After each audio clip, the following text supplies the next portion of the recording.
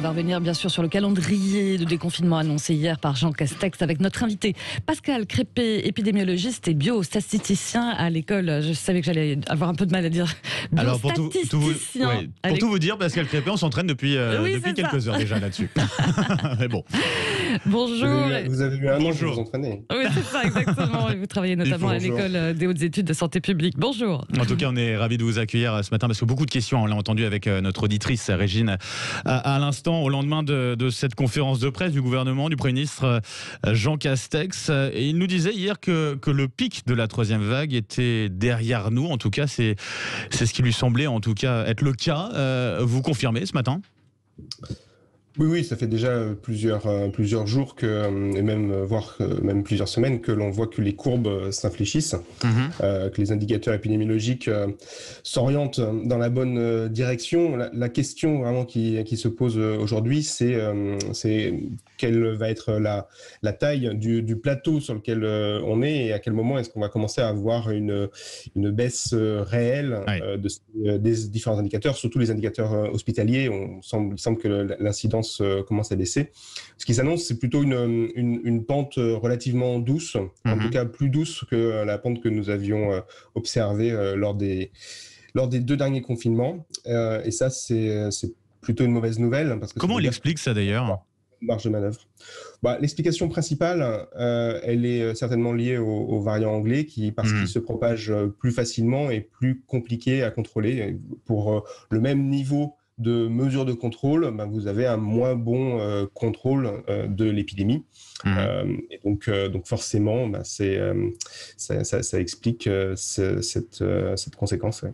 Est-ce que ça veut dire qu'il est encore un peu trop tôt pour lever ces restrictions, puisqu'on est encore sur un plateau qui reste élevé, même si ça commence lentement à baisser ?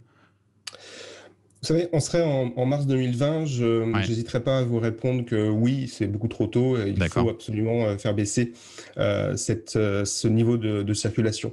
Le problème, c'est qu'on est déjà à plus d'1 an de crise épidémique, qu'il y a une fatigue qui s'est instaurée dans la population et qui est bien normale, une fatigue liée à toutes ces mesures de restriction sanitaire, et qu'il va falloir trouver des moyens de donner un peu d'air aux Français parce que ça devient de plus en plus compliqué.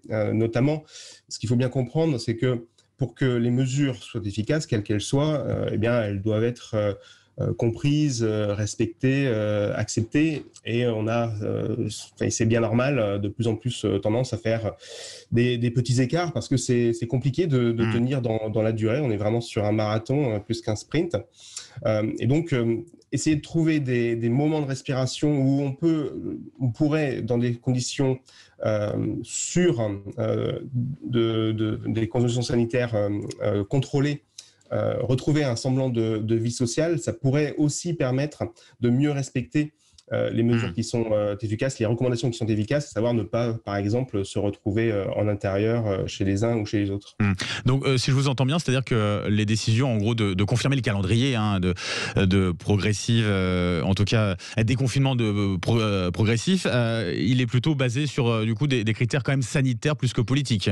Si je vous suis bien. Alors, c'est l'impression que vous avez ou pas ? Malheureusement, je n'ai pas dit ça. Non, je pense que depuis l'annonce du confinement, les critères qui ont été évoqués, ce ne sont pas les critères épidémiologiques. Le président de la République n'a pas fixé un seuil de contamination à atteindre avant de lever le confinement, tel qu'il l'avait fait lors du confinement de novembre.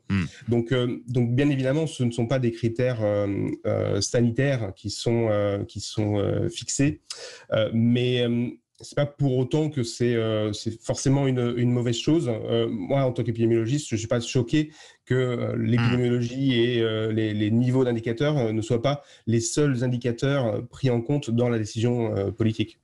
Sur la rentrée scolaire pour les écoles primaires à partir de lundi, alors on a eu la confirmation, donc autotests, tests salivaires qui vont être mis en place progressivement.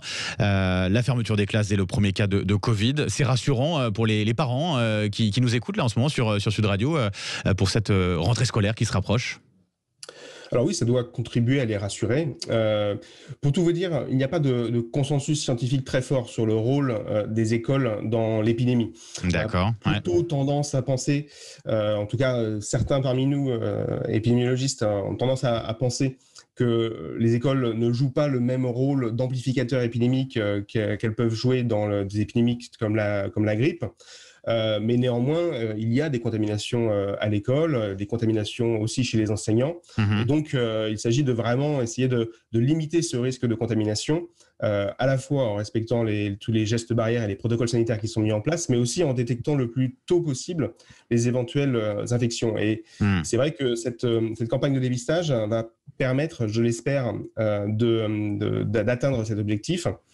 Mais là, il va falloir bien sûr être très précautionneux parce que c'est un risque de contamination supplémentaire. Et comme nous sommes sur vraiment une pente douce, le risque, c'est que nous nous orientons vers un plateau et il faut absolument éviter ce plateau haut qui a un très lourd coût pour la population.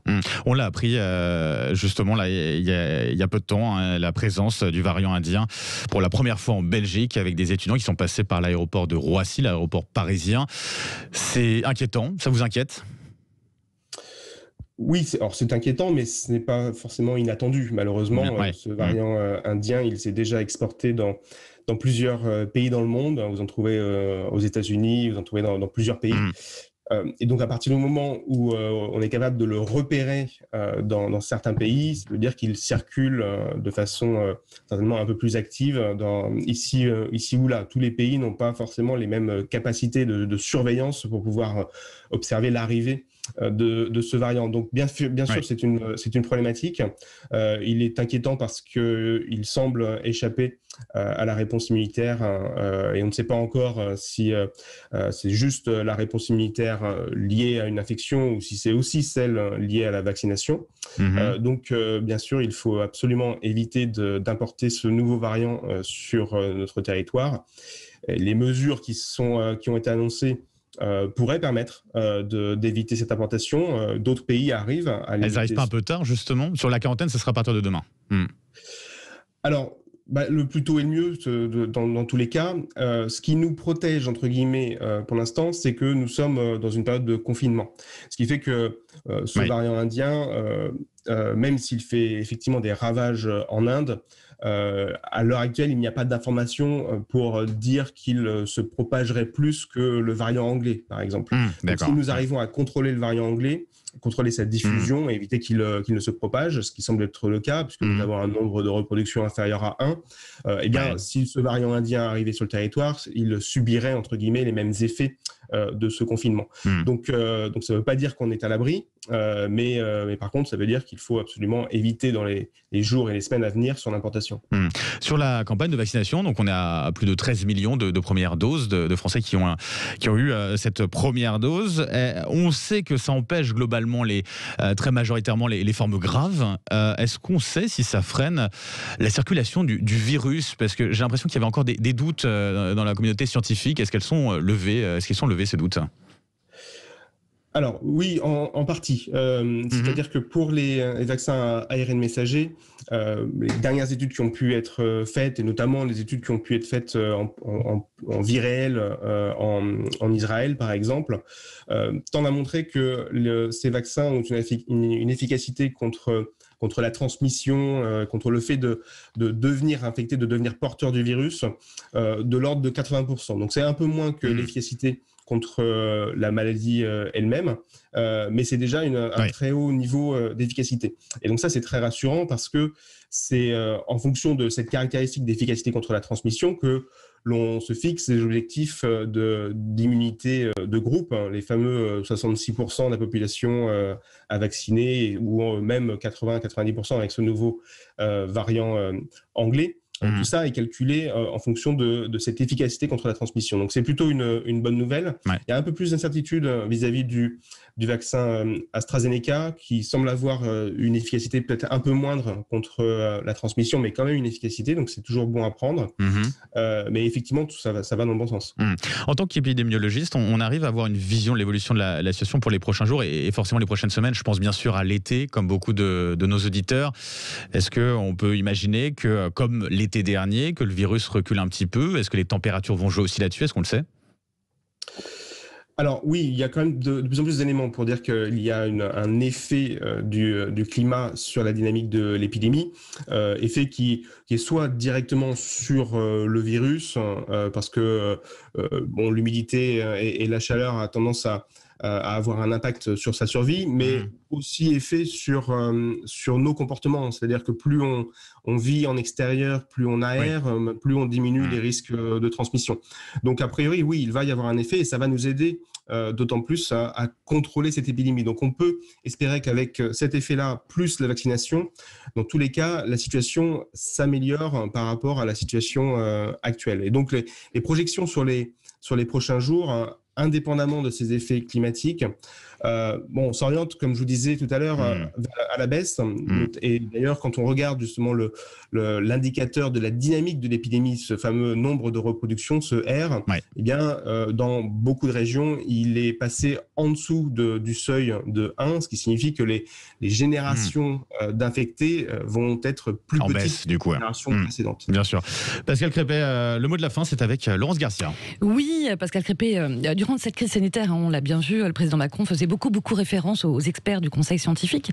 Aujourd'hui, on a l'impression que le gouvernement, je sais pas, vous écoutez un petit peu moins, vous, les experts, ou décide seul. Est-ce que c'est votre ressenti ? C'est très difficile à dire. Moi, je ne suis pas dans la tête du président, bien heureusement. J'espère que ce n'est pas le cas, en tout cas. J'espère que c'est une fausse impression que vous rapportez, parce que il est clair que la lecture de l'épidémie est compliquée, et il est clair aussi que l'épidémiologie n'est pas le seul indicateur à regarder, mais c'est un indicateur important. Et donc il faut continuer de surveiller ces différentes boussoles, que ce soit les boussoles sociales, économiques ou sanitaires, pour pouvoir s'orienter le plus correctement possible dans cette crise.